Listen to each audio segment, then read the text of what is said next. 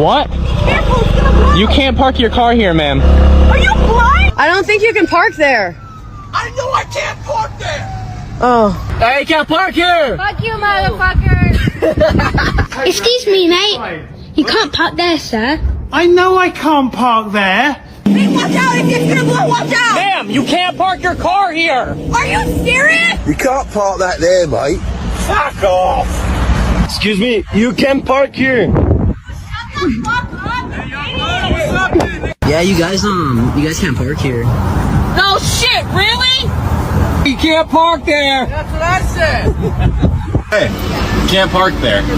Appreciate you, brother. You can't park there. You guys, you can't park there. But you still can't park. You can't park there. You can't park there. No. It's a park. You can't park there. You can't park there, sir. I know I can't park here.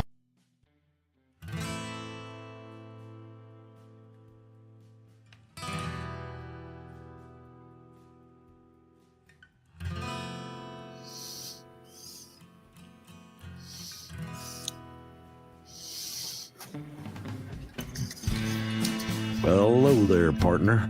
Go on and hang up your hat, grab yourself a whiskey, and pull up in the easy chair. We're coming off the range of 9 to 5s with a whole herd of news stories that we've been steaming over like a cow patty in the Texas heat. As they say, the chickens are finally coming home to roost. And we're here to ruffle some feathers and ensure accountability ain't just a concept, it's reality. It's that time where the day's drama casts its longest shadow. So let's light a candle to the chaos of current events, the whirlwind of politics, and the tangled webs of corruption that we find ourselves entwined by. It's time to ramble our way into the twilight. Welcome to Sunset Rants.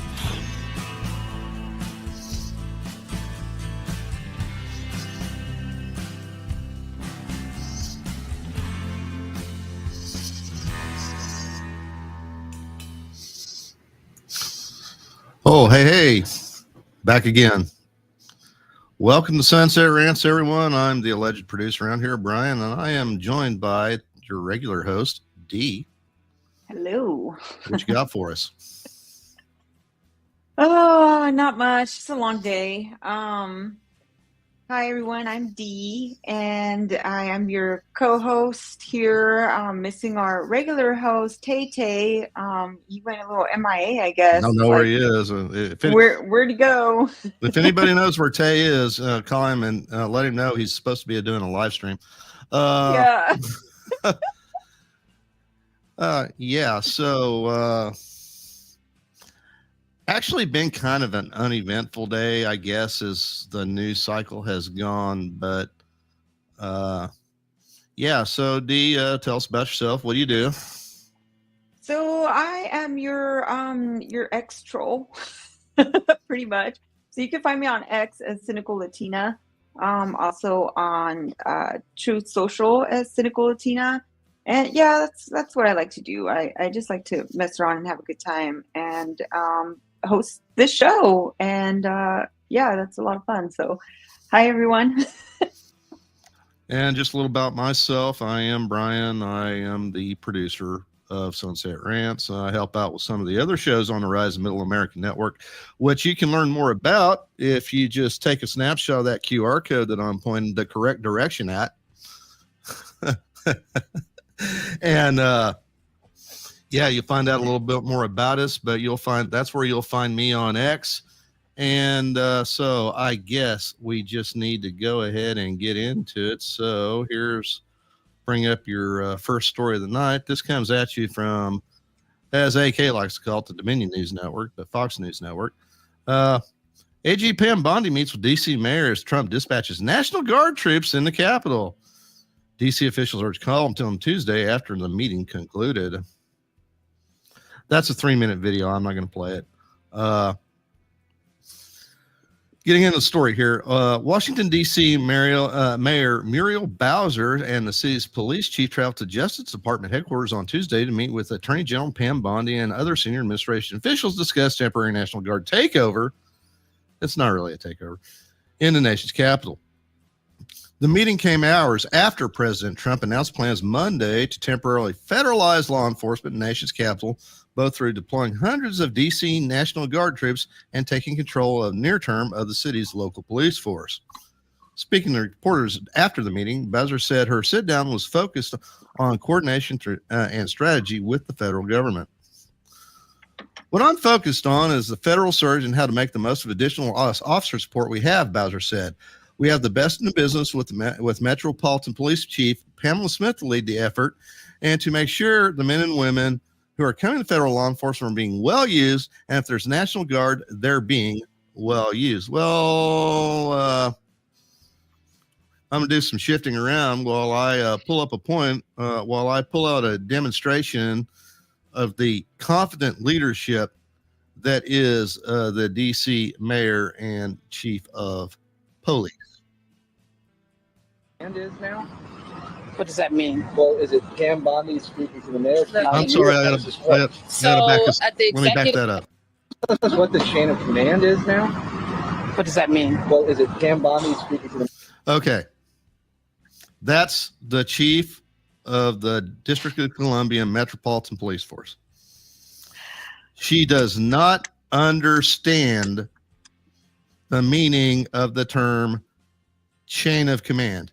Now, she's a police chief. I don't know how much actual experience this woman has in actually serving in a police force, but I would assume she's a chief. She's had a career in law enforcement.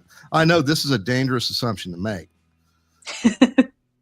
But I would think most police organizations I've seen are hierarchical paramilitary organizations. They use a chain of command. They use a rank structure to differentiate officers with differing levels of responsibility.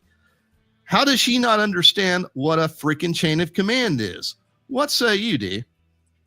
I mean, that's like, it's like a clown show. How can you not know? I mean, people that are not even in the military know what it is. You've been to Navy basic training, right? Yeah. Don't they teach you that, what chain of command is like on day one? Yeah. I mean, you don't even have to be. I knew what a chain of command was since I was a freaking teenager. This is not like breaking news. Dang it. I missed an opportunity here. Fire the producer.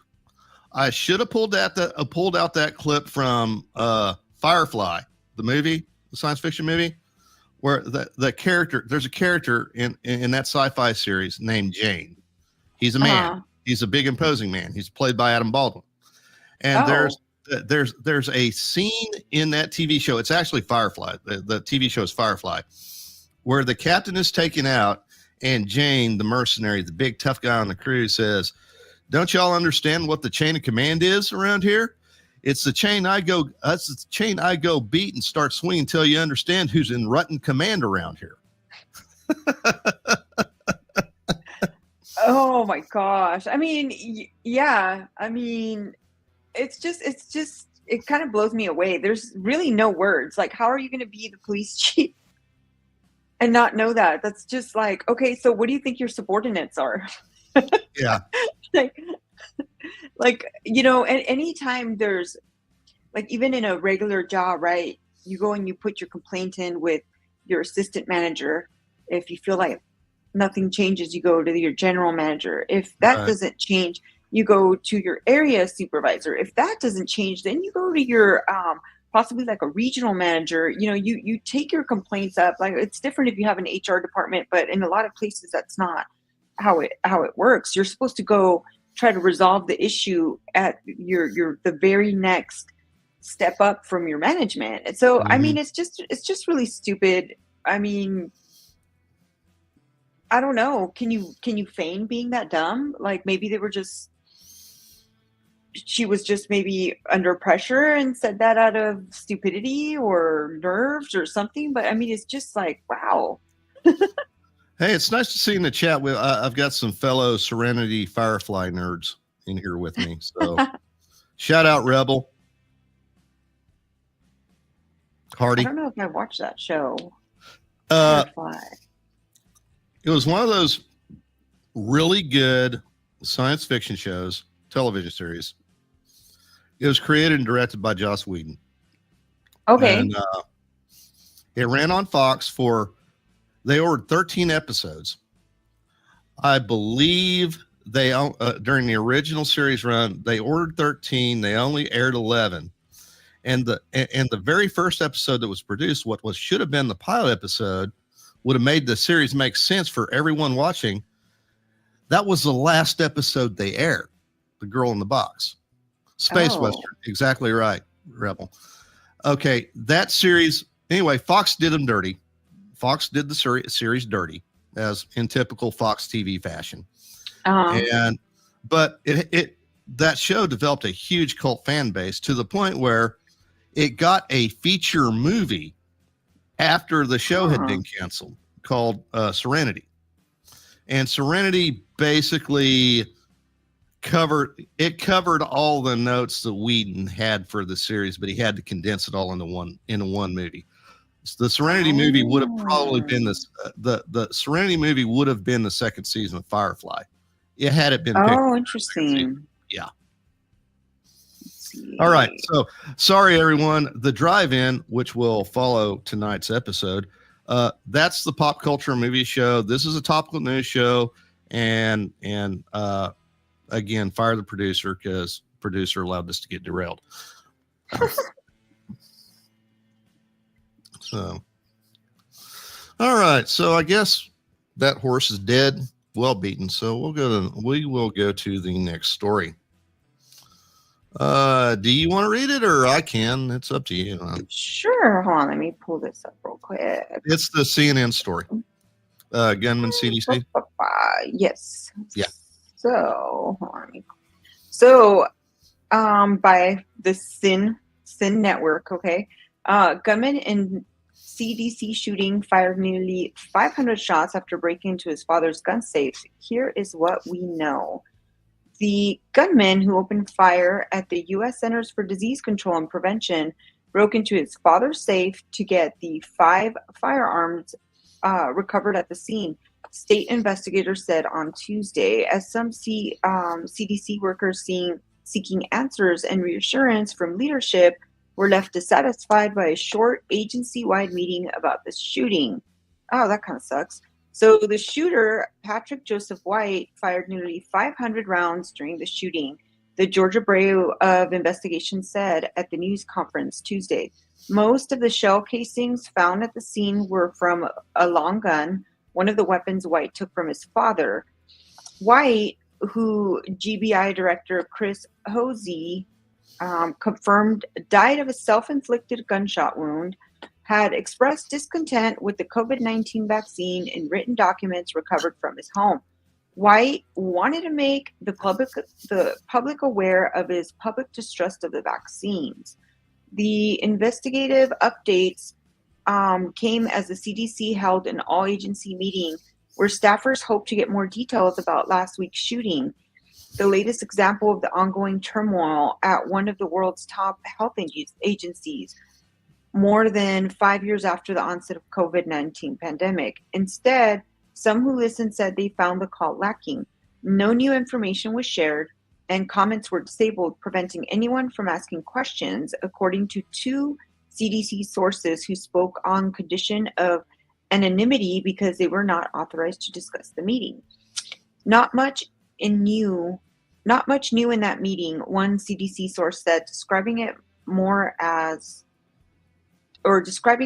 more for our hearts than our heads. And let's see, here's what else we know. Hundreds of shots were fired. The shooting started just before 5 p.m. on Friday at the CVS drugstore directly across from the CDC's main entrance. DeKalb County police officer David Rose arrived as White fired on the CDC complex on Tuesday. Investigators confirmed Rose was fatally shot by White. No one at the CDC was injured in the shooting. Of nearly 500 shots fired, about 200 struck 6 CDC buildings on the campus, which is located near Emory University on the eastern edge of Atlanta. Most of the shots were fired by a long gun, one of the 5 weapons White had stolen from his father. All the firearms belonged to his father. Yeah, I think pretty much nothing. The family is investigating with the cooperating with the investigators. White had no criminal history. Yeah, he had suicidal thoughts. Like, no surprise there. Yeah, so that's pretty much it in a nutshell. So, yeah, that's kind of crazy. Check the comments section here. Not much. Yeah, we got it back on track, Hardy. Thank you so much for your vote of confidence, sir. Let's see. Well, obviously, this was a troubled young man. It said he broke into his father's safe. So, you know how they're handling this narrative, and maybe it's because of the change in the administration, overall change in attitude. You notice there's not any widespread calls for gun control. Nobody's demonizing a particular. They're just saying a long gun. They're not specifying whether or not it's some kind of AR or Mini 14 or scary tactical rifle. They just say a long gun. Yeah. The vibe about this one seems a lot different. I mean, yeah. Especially since the shooter was a white dude. Yeah. I mean, with the last name White. Like, right. Come on now. Yeah, there's no outrage on it. Actually, this is the first time I had that's the first time I had heard about this. That's really odd. Maybe because nobody was killed, I guess. Yeah, the only fatality was the shooter, and he took himself out. Yes. So, I mean, ultimately, pretty dangerous. You just don't go popping off rifles at glass walled buildings in an urban center. But at the end of the day, it was vandalism because no one got hurt, no one was injured. Yeah, thank goodness. Other than the shooter. So. Yeah, that's really interesting, though. He fired almost 500 rounds. What was he? I don't think he was intending to hurt anyone. And you shoot that many rounds, I got to think it was probably some kind of AR, probably with a standard cap mag. But let's see, 500 divided by 30. How many mag changes is that? Assuming he's using an AR with 30 round mag, that's a lot of mag changes. That was a lot. There's a lot of opportunities that somebody could have stopped him. Yeah. That's kind of how I look at it. That does seem that just seems really weird. Yeah. Doug says if he hadn't died, it would have been an interesting trial. Experts prove his claims. Well, isn't it convenient that he's dead? Isn't it convenient that he's dead? Yeah. Oh, always. Yeah. I don't think he was intending to hurt anyone. And just the fact that he was already, in the mental state that he wanted to take his life or had spoken about taking his life. And then actually he was.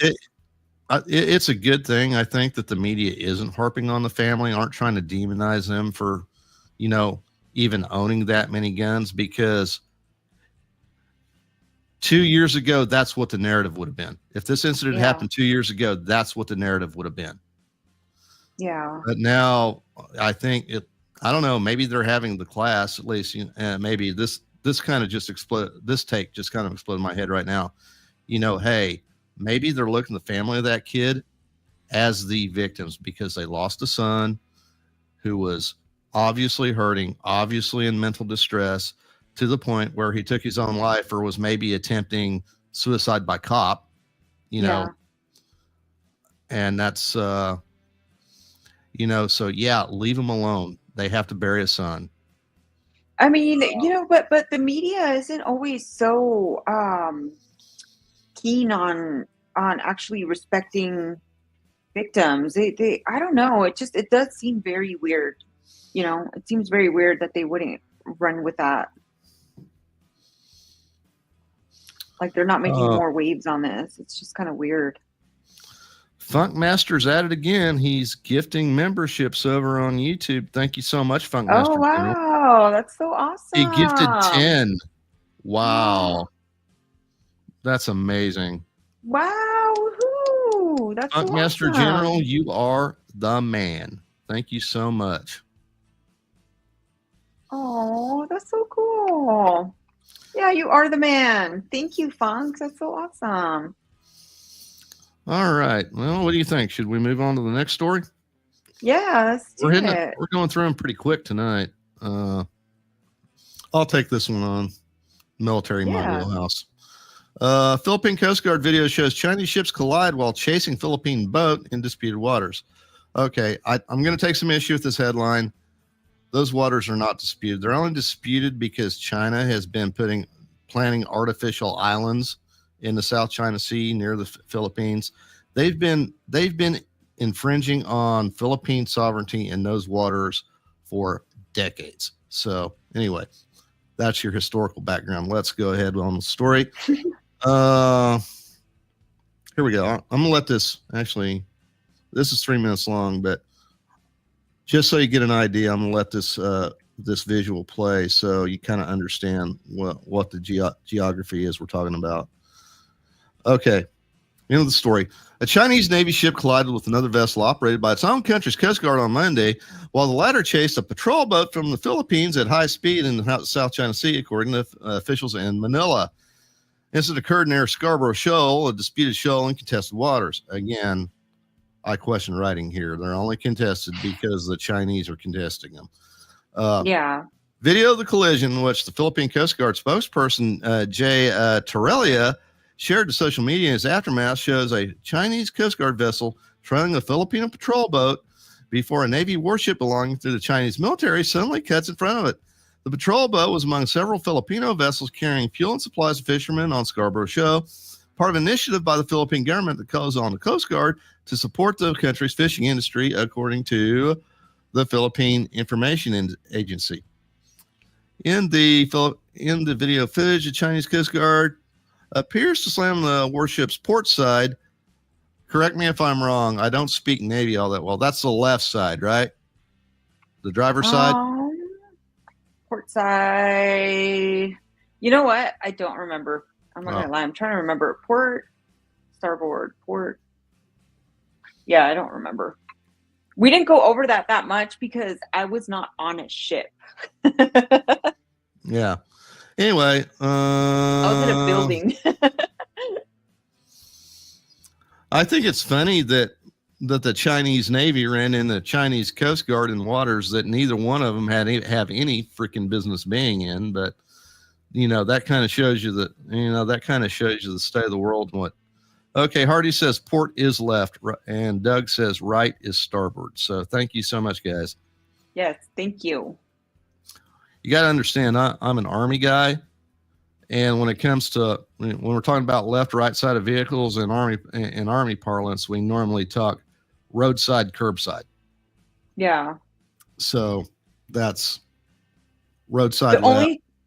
The only time I ever used the port and the starboard side, it was when we were gonna sit down and eat chow, and I don't remember. Gotcha. Which side of the table we sat on. That's all it was. Okay, there we go. Waiting on my computer to activate my taskbar to hide. Sometimes my taskbar doesn't want to hide when it's supposed to hide, and it covers up buttons I need to push while I'm trying to produce this thing. Yeah, it's annoying as heck. All right. Is there any more in this story I need to read down to? It's dead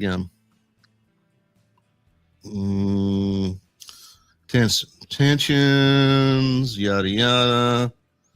Last September, a 60 Minutes crew witnessed firsthand incident in which a Chinese Coast Guard vessel rammed into a Philippine Coast Guard ship that deployed on a mission to resupply ships in the South China Sea. The damaged Philippine ship was forced to abandon the first off its mission as Chinese vessels followed it closely.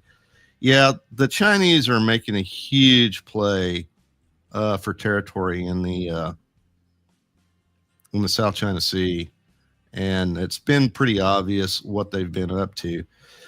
The thing you got to understand about China, it has a huge army, but their navy, even though they claim a lot of boats, well, basically the Chinese claim every fishing vessel they have as part of their navy. So on paper, it's really big, but in actuality, it's nothing compared to our navy. So the only way they don't have aircraft carriers like we have to project power. So the way they've been projecting power and projecting naval power is they've just been expanding by building artificial reefs and artificial islands, and putting a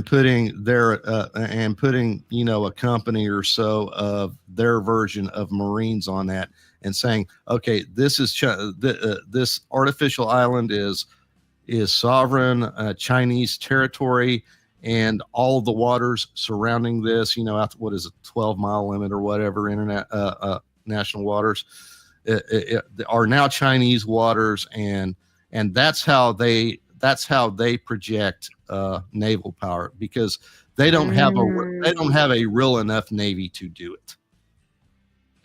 Wow, that's crazy. That's really interesting. I did not know that. That's sneaky. Like, wow. Oh, China.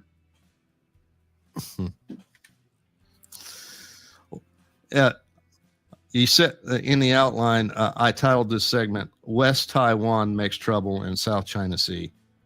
Yeah. Using habitual line crossers terminology for China, West Taiwan. I saw that and I was like, wait, what? Wait, what?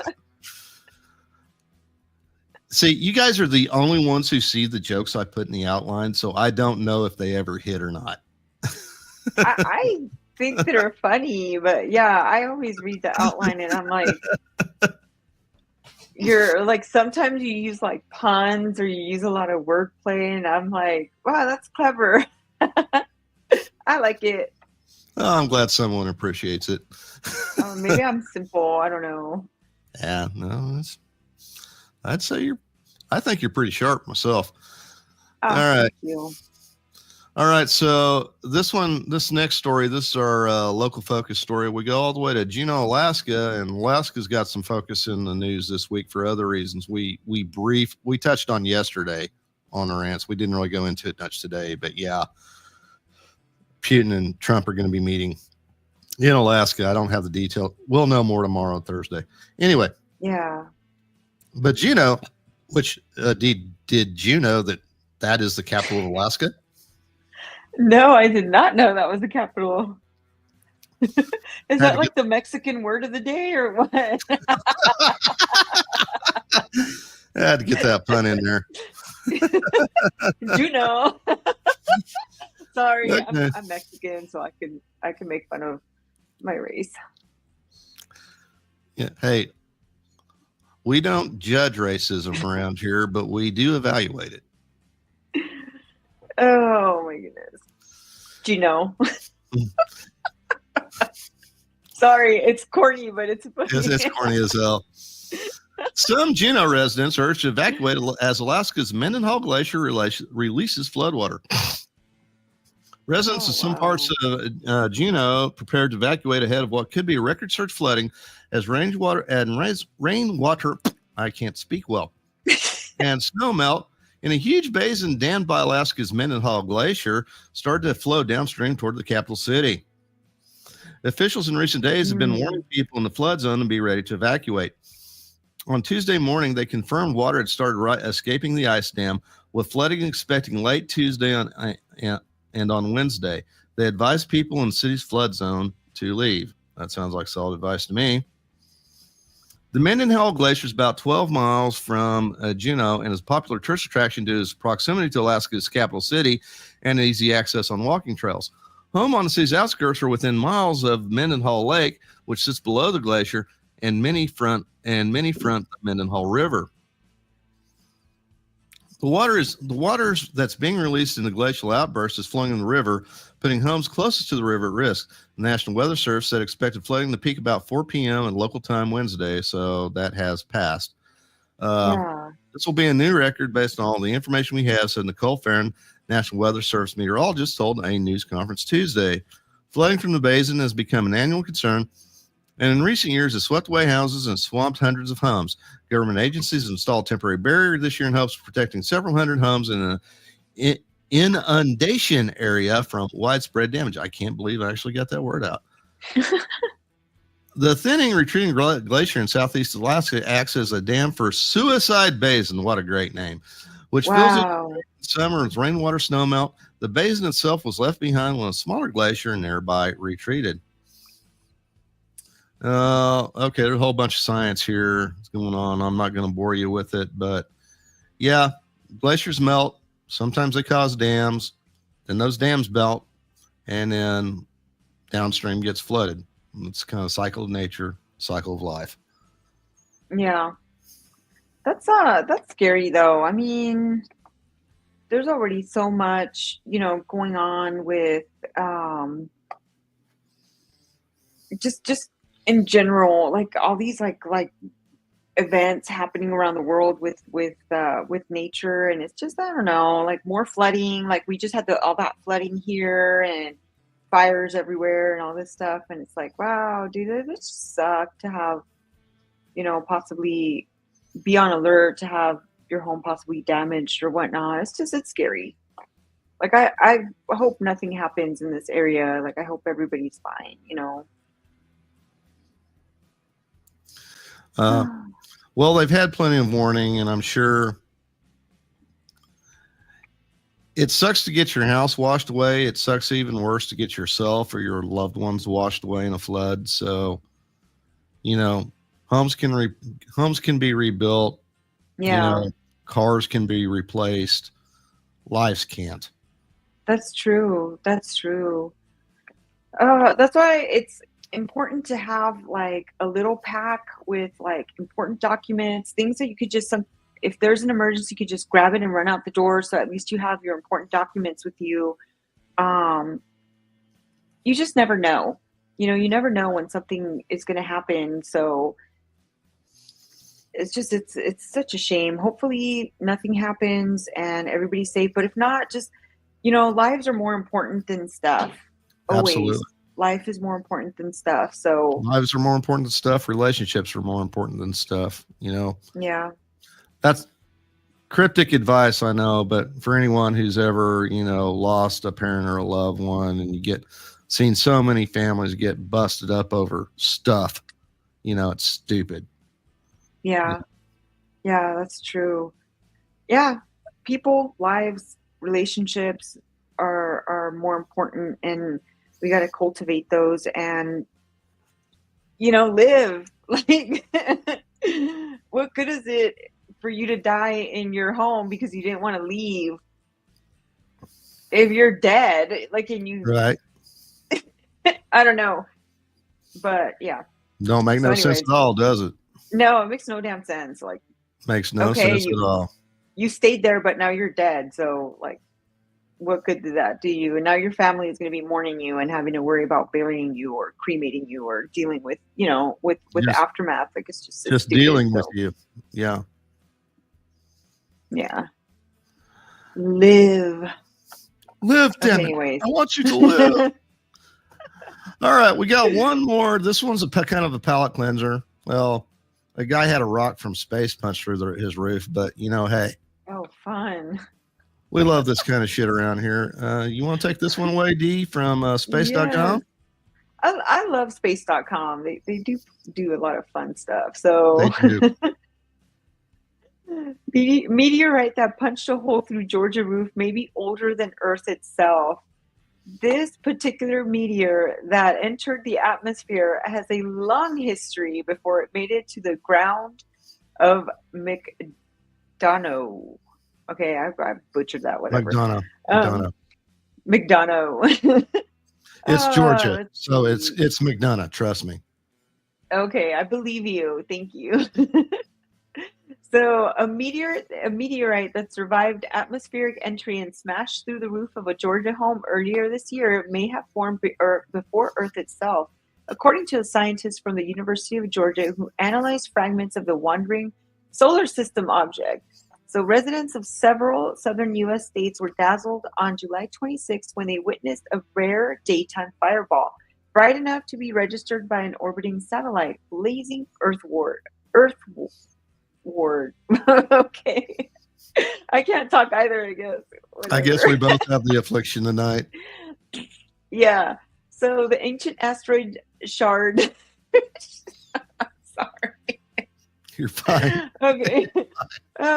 Just shard, whatever. At the heart of the event, weathered the intense friction of atmospheric entry to punch a hole through the roof of a house in the city of McDonough, Georgia, shattering the floor at a mere 14 feet, 4 meters from an unsuspecting resident. Oh, damn. So it could have just... Can I stop you just for a second for a mini rant? Yeah. I'm sick of all these scientific articles that feel like they got to throw out the metric equivalents. Okay. If you're an American scientific, news website, Americans understand, we understand feet, we understand inches, we understand yards. When you throw, like, I know how far 14 feet away is. I don't need to think about it in meters. All right. Okay. Anyway, yeah, that's true. I'll shut up. Carry on. No, I'm right there with you. I guess this is the one that we're gonna rant on. We both got issues. But that's right there. That's pretty interesting that it was 14 feet away from, like, this could have killed this dude. Could have killed the guy. It would have hit him. Absolutely. That's crazy. So let's see. How old is this meteorite? 23 grams. That's another one. I don't know what grams. That's not a lot. No, it's small, right? Right. Okay, so 23 grams worth of the fragmented meteorite. The name given to meteorites. This is a bad day. That reached the ground intact were later transported to the University of Georgia, where scientists set to work on unraveling the secrets of its origins. This particular meteor that entered through the atmosphere has a long history before it made it to the ground, okay? And in order to totally understand that, we actually have to examine that the rock is and determine what group of asteroid it belongs to. It's thought to be a low metal ordinary chondrite. Okay, so one of the most ancient forms of rock known to exist in the solar system, that likely formed some 4.56 billion years ago, potentially making it slightly older than Earth. And I guess that's where it crashed. It belongs to a group of asteroids in the main asteroid belt between Mars and Jupiter that we now think can tie to a breakup of a much larger asteroid about 470 million years ago. The destructive event could have shunted the McDonough asteroid into an Earth-crossing orbit that would eventually see it partially redecorate one Henry County home. It's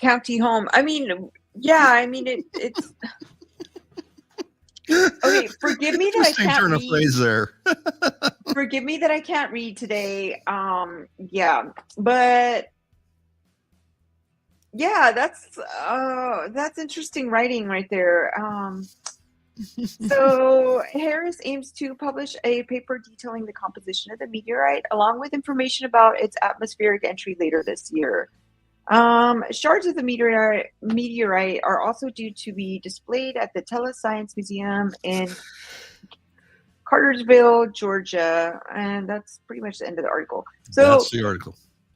What's interesting about this too is when it came in through the atmosphere, I wonder it had to have been a little bit larger too, because a portion of it must have burnt up as it was entering the atmosphere, right? So like now it's like the size of a marble.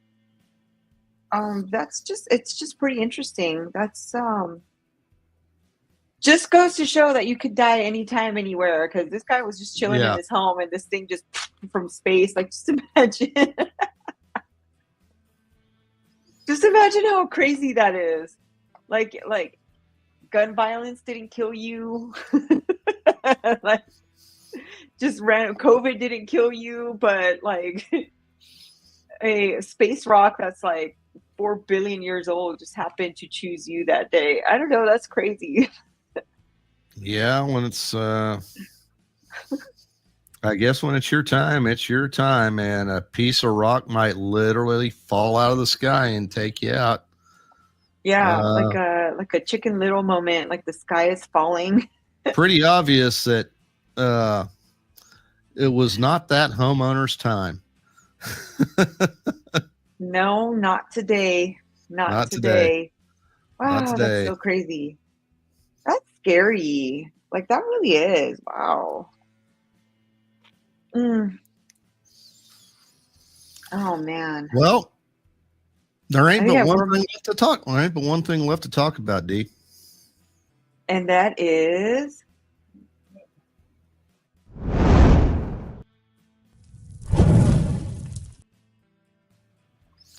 Dang it. Whoop, whoop. Let's see what we got. Oh.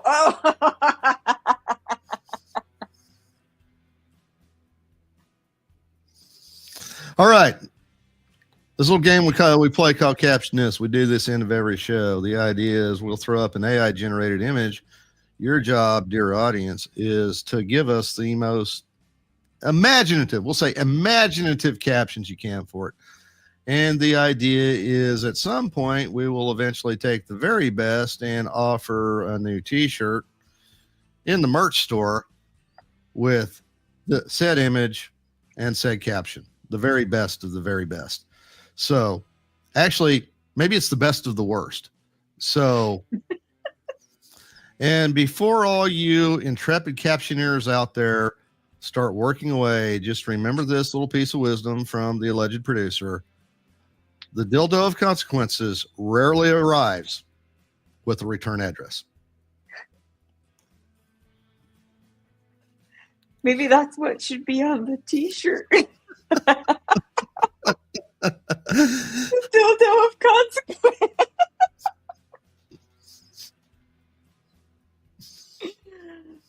Oh my God. I mean, Michelle doesn't need a dildo. She's already got a giant wiener, under that dress. Yeah, her and Barry just play tummy sticks all day long. Like, they do. It's their favorite pastime. They don't cuddle. They just play tummy sticks. What says the audience so far? Hey, Barry, I got you something. Yeah, Hardy won it last night with a really good one. So yeah, you're in the running. Once again, Hardy's in the running. Yeah, I like that one. AK says, when you take one and be like Mike, too seriously. Ooh. Doug says, Barry. Hardy says, hey, Barry, I got you something. Maybe it's for the back door. Who knows? I mean, right? They could do like a little mini train. I don't know. Shop for a flashlight. Hardy.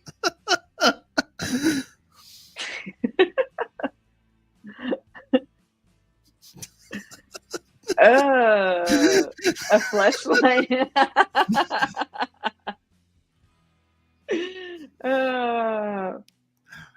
Okay.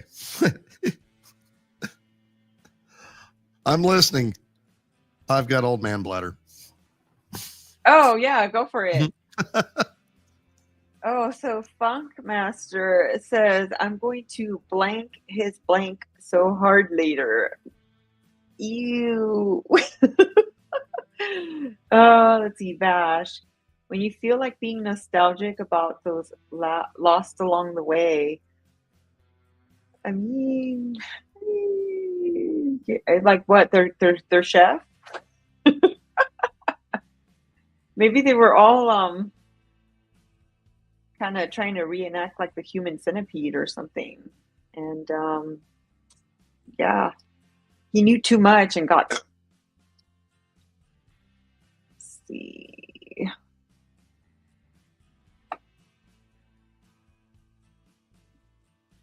Yeah, Hardy is really good at this.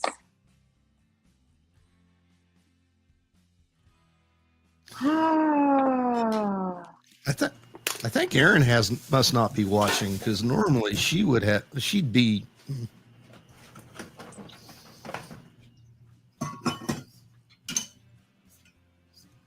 Ooh, Vash.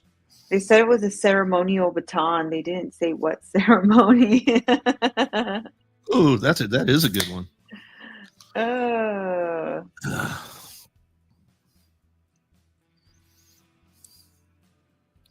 All right, I'm back. Ooh. It's beginning to look a lot like Christmas. It should have been a candy cane colored dildo.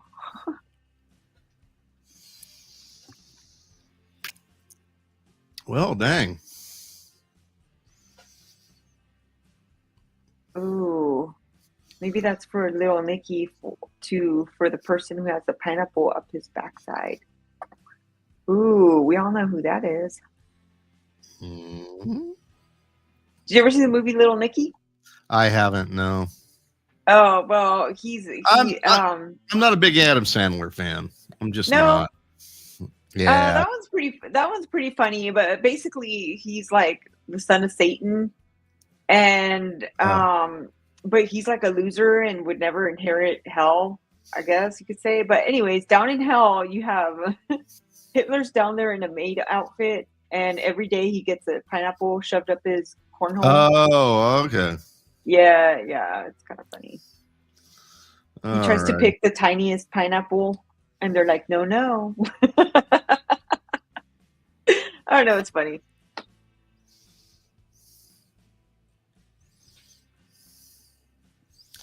Oh. All right. Let's see here if we can see if I got one that really.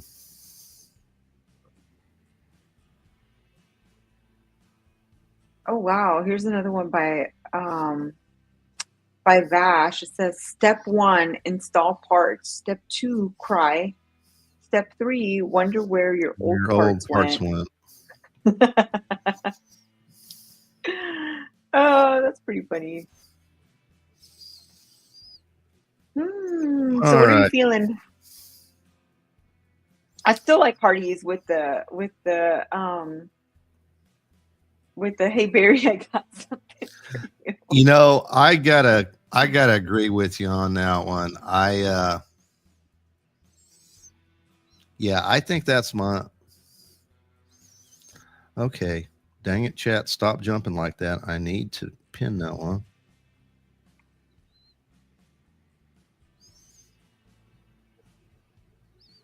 Where you at? Let's see. Oh my God. And then Roma, the reason why birth rates are declining.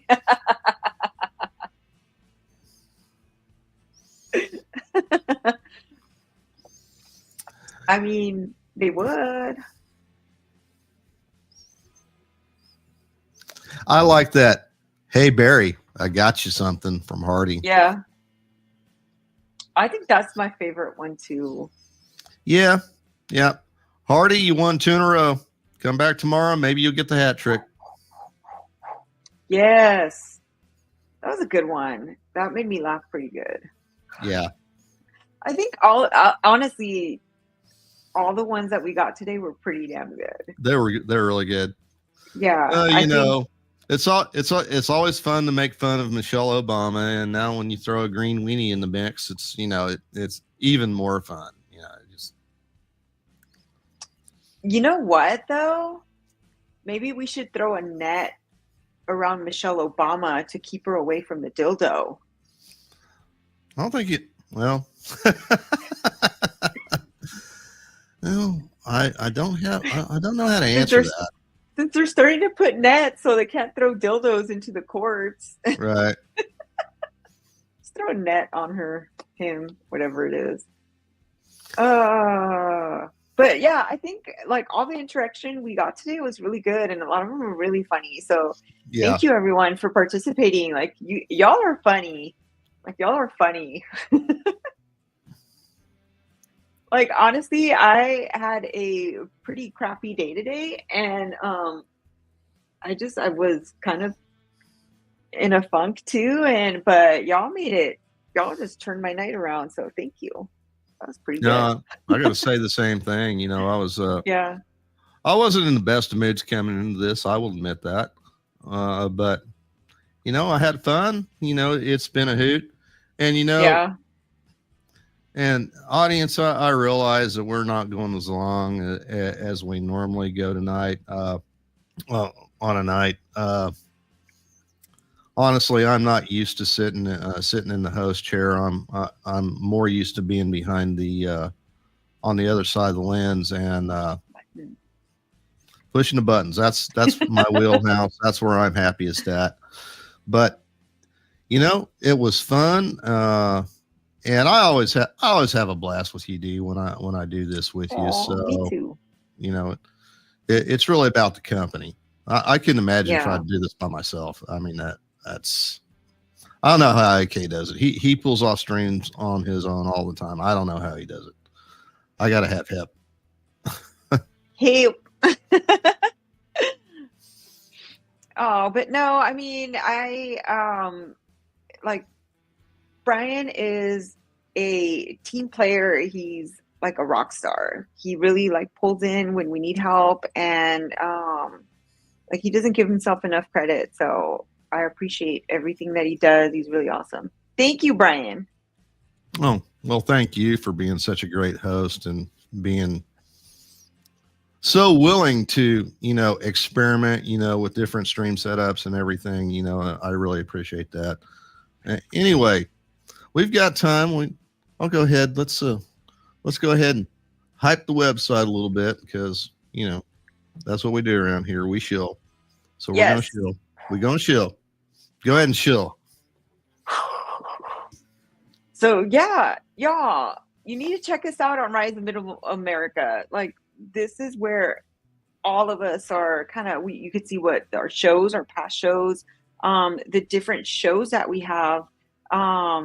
Like we have right after this, we're going to have the drive-in, which kind of does like deep dives on like movie reviews. I think we're doing, is it 28 years later that's coming on after this?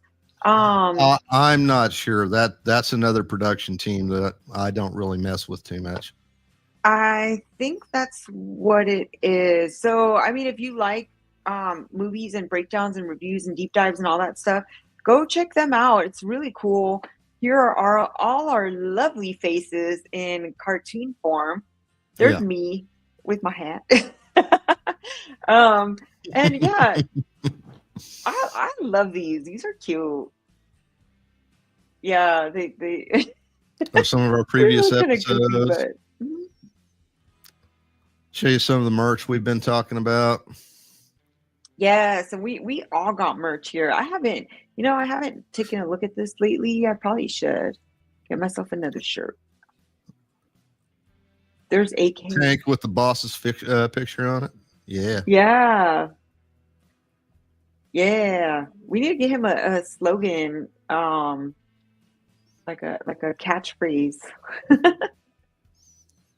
Your favorite guy. Yeah. Yeah, there you go. Your favorite guy. There's some of our hats. Our buddy Scrap, the classic Ohio man. Yes. Cartoonified. I like that one. I like that one a lot. But yeah, I have one of the t-shirts, and I have a couple of the hats, and this is all like really good quality stuff. Like our showrunner AK, he really went out of his way to try to find good quality products, and he spent a lot of time with the design and everything on these. He put a lot of love and heart into this, so it would be great if y'all participated and took home some merch and supported the show. So we do appreciate everything y'all do for us. You can check us out on Rumble, YouTube, of course X. Check out the Discord. You can submit images to the caption. We've got we got an entire channel on the server on the Discord dedicated to AI images, and that's where I pick and choose for what goes up. For the caption this, so you can play in that too. If you got a GPT or a Grok account or Canva or whatever, that's a way you can play with us too. And dropping the VCs, we always love meeting new folks. And hey, maybe you want to be part of this. Maybe you've got something to say. You want to be part of one of our podcasts. Oh yeah. Join the Discord. Introduce yourself. So. Yep. And that's really all I have to say about that. Yes, that pretty much. You did a great job summing it all up. So. Yeah, come hang out with us. We're around, and we like to interact with our audience and make new friends, and check us out. All right, well, that's all I have. So thank you all so much for taking an hour out of your evening to join us. There's a lot of the podcasts. You could watch the second half of Tim Pool tonight. You chose to spend your time with us, so we appreciate that. Oh damn! Look, wait. Funk Master says I got some Roman Nation gear today, and damn, I look good now. Yes, you do. Hell yes. Good job. Yeah. Oh yeah. Thank you so much, and thank you for your donation. We appreciate you, Funk. Thank you so much also for the subscriptions. That was awesome. You are the man. Thank you for your support. Yes, Hardy. Thank you so much for your support. All right. With that being said, I think it's time for the lady to play us out. The motherfucker lady to play us out. What do you think? Yes, let's go, motherfucker. Bring up the motherfucker lady. So I got to thinking. There's MAHA, Make America Healthy Again. MAGA, Make America Great Again. But what we really need to do is make America follow the Constitution again. Motherfucker.